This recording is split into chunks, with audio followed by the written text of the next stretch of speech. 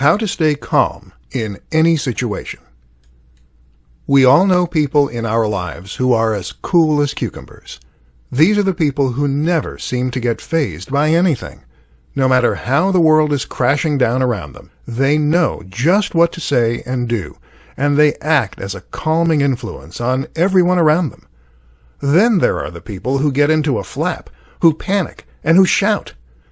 Guess who is the more effective in a crisis? Guess who makes the better leader? Guess who people look up to more? So, staying calm in any situation is an incredibly useful skill to have. The question is how you go about overcoming the all-too-human urge to lose it. In this presentation, we'll go over some simple steps you can take to keep your cool. Breathe. The first thing you need to do is to breathe. Recognize that the reason you're panicking is that you have gone into fight or flight. This is your body's physiological response to trouble, and it causes your heart rate to become elevated, your breathing to accelerate, and your mind to race. Not helpful. If you breathe, though, then you can regain your composure and fix your parasympathetic tone. In plain English, you can trigger your rest and digest state, which is the polar opposite of fight or flight. To get into this zone, you're going to use something called belly breathing. Breathe by expanding your gut first, and that way you can fill your lungs more completely, starting at the bottom. Breathe in and out for a count of 3 on each.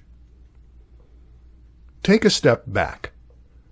The next step is to try and get your head in the game by removing your emotional response. You might be scared, worried for a friend, or upset. None of these things will help. So instead, take a step back and try to imagine what someone who wasn't you would do in this situation. What would James Bond do? Assess the situation in a more removed manner, and you'll come up with a better solution. Assess what needs to be done. One of the reasons that many of us become frozen with fear is that we don't want to take responsibility and make matters worse rather than better.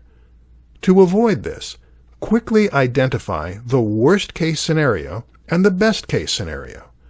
Accept the possibility of the worst-case scenario, but take the steps you need to take to work toward the latter.